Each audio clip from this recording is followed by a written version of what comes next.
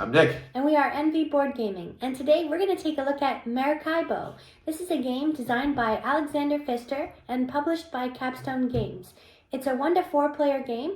Nick is going to give a brief overview of how you play, and then we're going to give our review. Hey everyone, welcome to the table. We're here set up for a 2-player game of Maracaibo.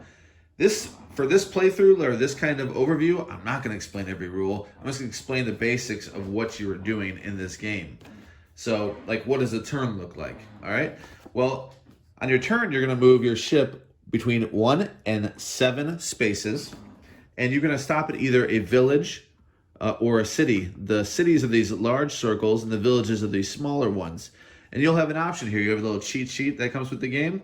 You have an option to either, if it's a city, you can do your deliver plus the action listed. You can do either or both.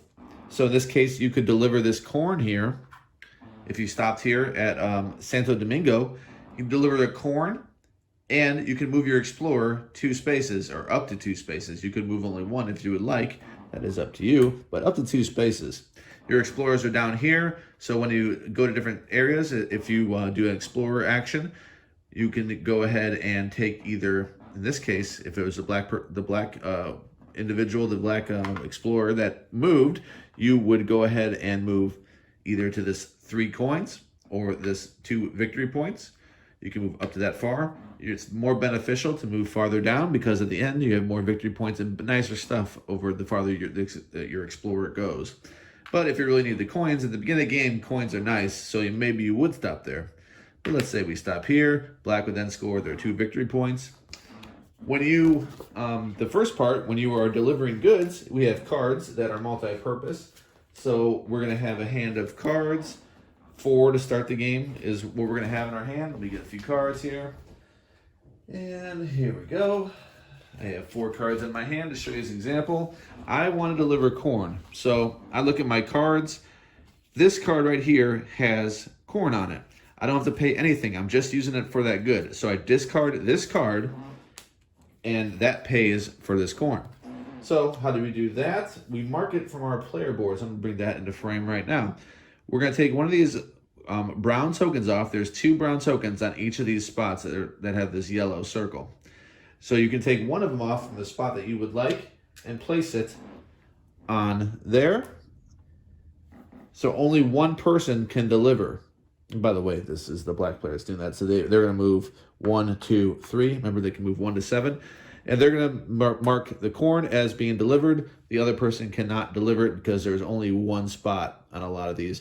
You can see here at Santiago, there's 4 spots. So both players can deliver there.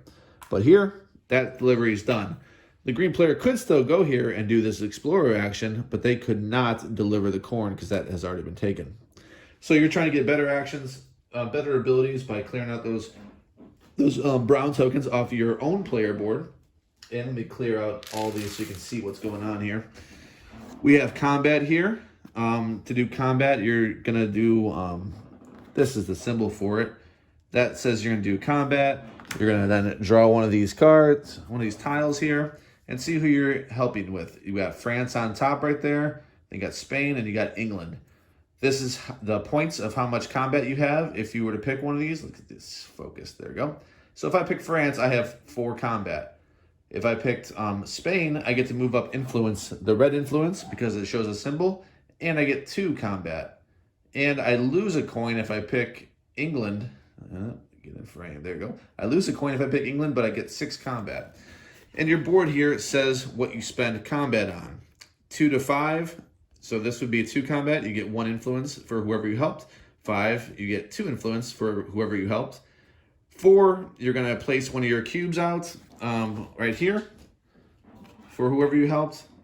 And you will also get victory points or coins for the flag that's shown. So these flags have different coin values or victory point values and such, and occasionally in some of these you might have a worker or some other benefit. So what do the cubes do? At the end of the game, you're going to want these cubes gone if you're helping out, let's say you're helping out France, which is the blue. If you take more of these cubes and get them out on the board, you keep helping France and you keep modifying your influence, these are going to be multipliers. You can see these red banners right here. So if black ended up here, and we have quite a few of these blue tokens gone out of France, you're going to get 1, 2, 3 times what you have here. You also get another modifier if that was the most, the country that had the most cubes on the board. You get 2. The second most gets 1 plus modifier. So if France, in this case, France is in lead, they have the most cubes out on the board, let's say, they're going to have 5 instead of 3 times whatever here. So 3. So they'll have 5 times 3. That's 15 victory points just for that, just for the France right there at the end of the game, if that was the case. So that's combat. You can also influence combat, like I said, by this meter right here. You can actually add more if you want to do more things. If you don't have enough combat for that country, just help you out with what actions you want to do of those actions. Yeah, you can see on the board that you just have different things. This one gives you victory points. You can just see that shield symbol is always victory points.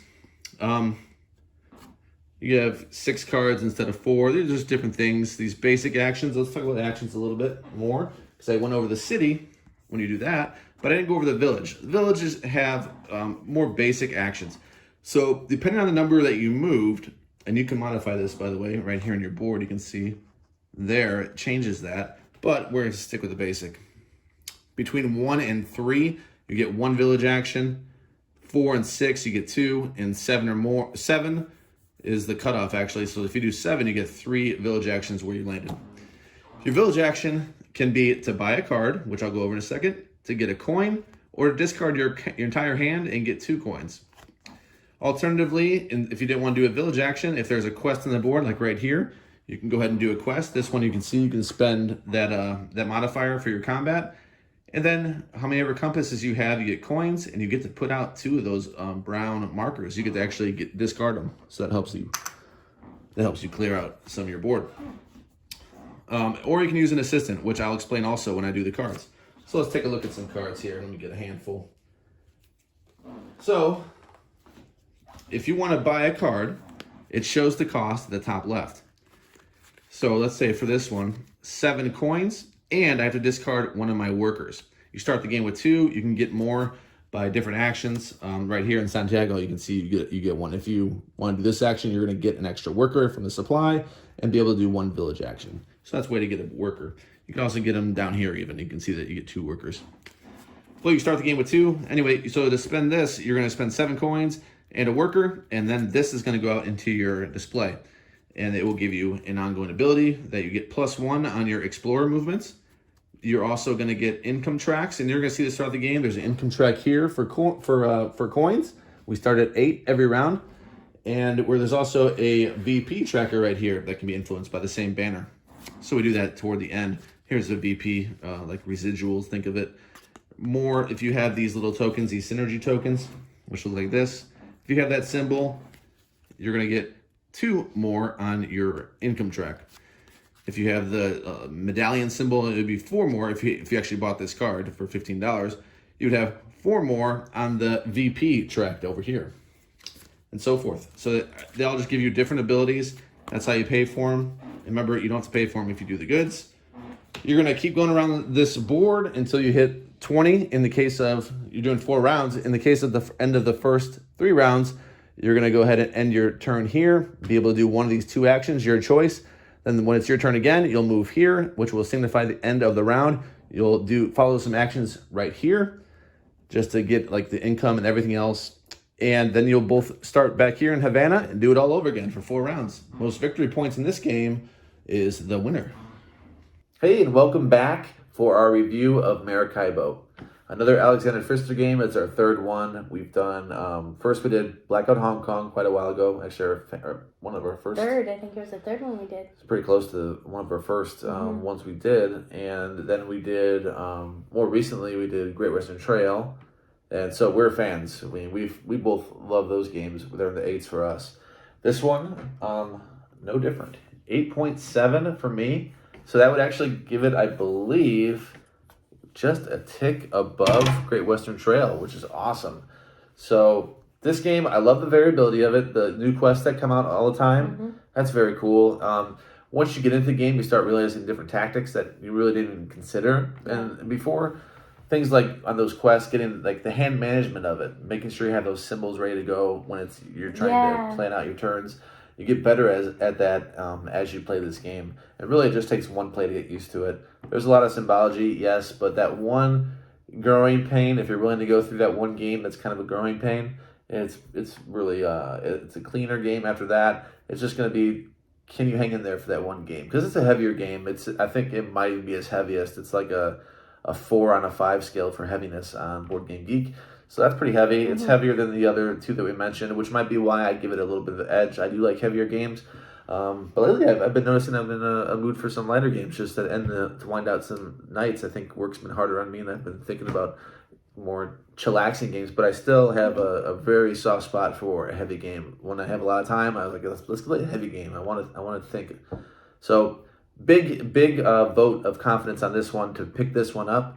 Try it first, of course, but I would say try it twice just to make sure, because that first time might be a little rough, and it was for us a little bit. And it improved the second time we played it, and it will keep improving, I feel. Yeah. I gave it the same score. 3 times. Nick, we are on fire. 8.7. Yeah, I really enjoy this game. I like heavy games, as Nick said. No, not always in the mood for it. Getting through that first play is key. You know, you're going to reference the book a lot. What does this mean? What does this do? Why would I do that? What? But it all works out. And I think that I do enjoy some of the decisions that all the decisions you make. There are so many to do. You can go different ways. The fact that you don't have to just move one on the map, one, and inch your way down. Like, you could go 6, 7, you can keep going, motor around, finish early if you want to finish up, and then the other person, you don't have to wait, when are you going to finish? You know, you can trigger that and get that going, and that is great. And I do like that in the end, round scoring, there are choices that you can make, ways to make money. At first you think, oh man, there's no way I can make money, or how do I do this? Then you start putting out assistants, and you see little engines you can build for yourself. Oh, that's interesting. I can keep scoring VPs on how many compasses I have, or, you know. You still find yourself strapped for cash, though. It is, yeah, a little tight. I mean, maybe times are tough. It's thematic historically. And some of the cards actually give you, I found, I can't remember the names of them, but some of them give you, if you have these symbols, you can do them as your last action. I had 2 of those cards where it gave me coins. And normally I can only get 1 coin at a time, maybe 2 if I discard my whole hand. And these gave me 3 or 4 and maybe explorer actions. So those are nice. The cards are pretty cool. Yeah, the ship upgrades are really interesting. I went heavy on those because I like the different things it adds. Like, oh, you don't have to pay a cost now to grab a character card from the display. That's really useful because if you want that particular symbol, or you like the VPs that are on a certain, I mean, there's just so many things. The synergy tokens, noticing how that pairs off. And the character cards, there are duplicates in there, but they have slight differences to them. So you're not just looking, oh, here's another smuggler. Oh, it's the same guy, the pioneer doing the same thing. Nope, they have different functions, and you have to watch that and see. So really strong score. Like Nick said, try it twice, buy it. If you like heavy games, might as well just go for it because you'll like it. We really enjoyed it. Thank you so much for joining us today. We hope you have a good day, and like this video and subscribe if you haven't already. Thank you so much. Bye. Bye.